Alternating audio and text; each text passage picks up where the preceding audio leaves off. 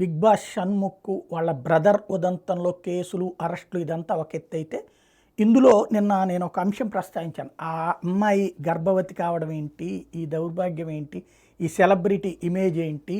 వీటి మీద పడడం ఏంటి అన్నటువంటిది. అయితే దీంట్లో ఒక మిత్రుడు చెప్తున్నటువంటి అంశం ఏంటంటే, అమ్మాయి వాస్తవంగా వీళ్ళకి ఫస్ట్ నుంచి తెలుసట. షణ్ముఖ్ వాళ్ళ బ్రదర్ ఫేమస్ అవ్వక ముందు నుంచి కూడా లవ్ చేసుకున్నారట అమ్మాయిను, ఇప్పుడు అబ్బాయి కూడా. 3 సంవత్సరాల బ్యాక్ ఎంగేజ్మెంట్ కూడా అయిందంట. తర్వాత అమ్మాయి వాళ్ళ మదర్కి క్యాన్సర్ అని తెలిసిందంట. ట్రీట్మెంట్ కోసం వెయిట్ చేశారట. ఆ తర్వాత 6 నెలల క్రితం నుంచి పెళ్ళి మళ్ళీ ముహూర్తం పెట్టుకున్నారు. ఫిబ్రవరి 28వ తారీఖున పెళ్ళి అనుకున్నారు కూడా. 4 నెలల క్రితం పసుపు దంచడం కూడా పెట్టుకున్నారు. అయితే ఈ మధ్య కాలంలో అబ్బాయి తనని కంటిన్యూస్గా మాటలతో టార్చర్ చేస్తున్నాడు, మాట్లాడే ఏదన్నా కనుక తప్పు అంటే కనుక పెళ్లి క్యాన్సిల్ చేస్తానంటున్నాడు, బెదిరిస్తున్నాడు అంటూ అమ్మాయి ఆల్రెడీ తన పేరెంట్స్కి అది కంప్లైంట్ చేస్తట. అమ్మాయి తర్వాత 2 అమ్మాయిలు కూడా ఉన్నారు. అమ్మాయికి అంటే వాళ్ళు ఏంటంటే 3 సిస్టర్స్ అట. ఈ అమ్మాయి పెద్ద అమ్మాయి అయ్యేటప్పటికి పేరెంట్స్ పరుగు పోతుందని అమ్మాయిని ఆపుతూ వచ్చారు. మొన్న సడన్గా పెళ్లి క్యాన్సిల్ అన్న తర్వాత ఇప్పుడు ఆ అమ్మాయి కంప్లైంట్ ఇచ్చింది.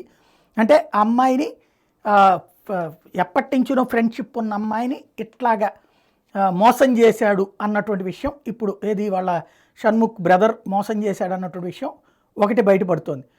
మరొకటి వచ్చేటప్పటికి వీళ్ళకి సంబంధించి మరొక అంశం కూడా వెలుగులోకి వచ్చింది. ఏంటంటే డబ్బులు ఇబ్బడి అంటే కొంతమందిని మోసం చేసి అక్కడికి చేరారు అన్నటువంటి విషయం కూడా వీళ్ళ బ్రదర్కి సంబంధించి గతంలో విశాఖపట్నంలో కొంతమందికి సంబంధించి మోసం చేసి దాని మీద అంటే స్టార్టప్ కంపెనీలతో పనులు చేయించుకుని వాళ్ళకి డబ్బులు ఇవ్వకుండా తర్వాత కేసు పెడితే కూడా వేరే వాళ్ళతో కాంప్రమైజ్ చేయించుకుని చేశారన్నటువంటి ఇట్లా క్రమంగా వీళ్ళిద్దరికి సంబంధించి ఒక్కొక్క వివాదం బయటకు వస్తూ ఉన్నాయి.